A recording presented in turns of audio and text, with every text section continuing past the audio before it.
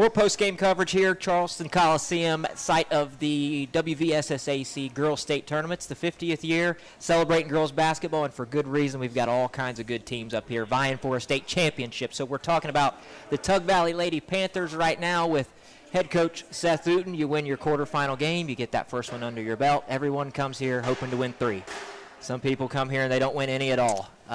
You know what it's like to coach in this environment. What was your message to the team, one that feels like they can win a state championship, coming up here and taking care of business and not letting the moment be too big for them, getting that under their belt, that first win?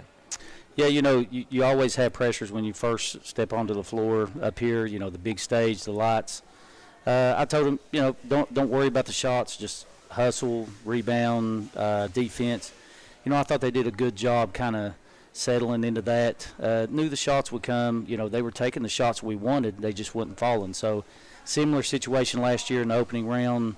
Found ourselves down 4 at halftime. So we was in a much better situation this year, and we was a 2 seed last year too. So, proud of that, they came out, they worked for 4 quarters. Finally, I felt like it started clicking a little bit in the second quarter, and then obviously third quarter we really opened it up. 71 rebounds. Does that jump off the paper at you when you see that in the stat sheet? I watched those girls. We've had Bailey on the team for 4 years. Katie, she's a sophomore. That they do that in practice. That's how hard they work.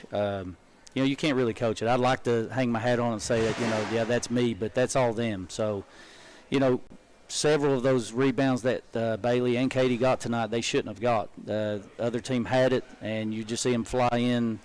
It's just a want-to thing, and they definitely want to fight to get rebounds. You also forced 24 turnovers. It looked like, I think, 20 points off of turnovers. That can flip a game one way or another, whether it's a blowout like we had today and a 60-13 win, or one. That could be the difference in a 10-point win versus a 10-point loss. Yeah, it's one thing to get turnovers, but, when you're scoring off of them and you're flipping it like that, that's what we talk about, possessions. Anytime we can get a little bit of a lead, or, we talk about possessions in the second half, how many we need to win. We try to break it down like that instead of saying, we got to win all of this half. So I think making it more simple for them. And you look at their effort throughout. It didn't matter what stage of the game, when we were tied, when we were struggling, or when everything was flowing and going right, they kept the same kind of energy. Were you able to watch the St. Mary's game at all? I'm sure your mind was focused on this one because, like we said, Absolutely. If you don't win it, the St. Mary's game doesn't matter. But were you able to watch that group because they won pretty handedly too? Yeah, we got to watch the first quarter. We was coming up from Naugatuck. Very impressed with them. But, been impressed with them all year. This is not the first time I've watched them. You kind of look over the landscape of potential matchups that you'll have up here. They're definitely one that we've circled. So, great team. They handle the ball really well, score the ball really well, and they play tremendous defense. So, we're going to get back to the drawing board. We'll celebrate a little bit more, but, 2 days is a short time to get ready for a team like that. You've told me in years past we've come up to Charleston, we've stayed in Charleston, right? You all are heading back to Mingo County tonight, aren't you? What's next on the docket for you? What do you feel like you have to get done tomorrow? I mean, in a 60-13 win, I'm sure as a coach you're looking for anything on this stat sheet that says we have to be better. They tell me I'm too negative, so I try to be more positive. But, I think as a coach, that's kind of what you're looking for, the things that you can fix. You praise them for the things that they're doing well. We'll go back. We'll watch some film. We'll practice early tomorrow, and then we'll come up.